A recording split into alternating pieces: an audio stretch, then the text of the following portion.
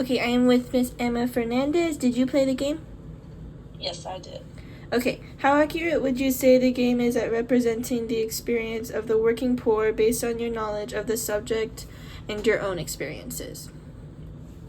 I would say that with what I know about poor individuals in situations like that having to find work, I think it was very well represented just with the financial hardships they had to go through and specific circumstances and complications that arose throughout the whole game.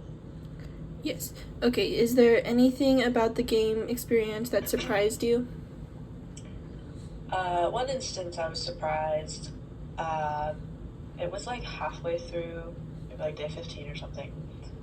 Um, the rent rose just out of nowhere all of a sudden, and my person was basically told either you pay it and you get to stay, or you don't and you have to find somewhere else to live. Like no notice, really last minute, and I think that was just really surprising, but probably very real for a lot of people. Mm-hmm. Okay, is there anything that you think was missing in the game or that you disagreed with while playing?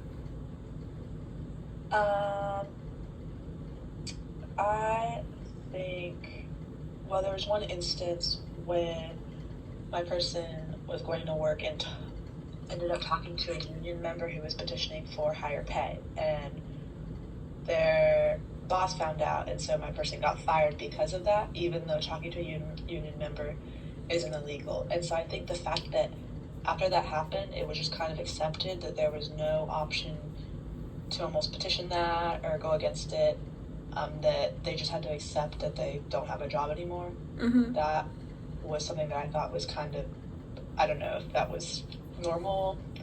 I think maybe there should have been an option to do so. Yeah, why do you think the game designed it this way? I'm thinking probably because that is normal. I don't know enough to say otherwise, so probably that is a common occurrence, and usually in the situations maybe a person doesn't have enough money to really go against somebody higher up, with more money in a higher position than them. Yeah. Okay, while the game does not mention your race, ethnicity, citizenship status, educational background, or family background, how do you think that each of these characteristics would modify your success or failure in the game? I think, well, for races historically, white individuals have had it better and easier, so I think a lot of the other minorities would definitely have it a little harder in just in general finding work.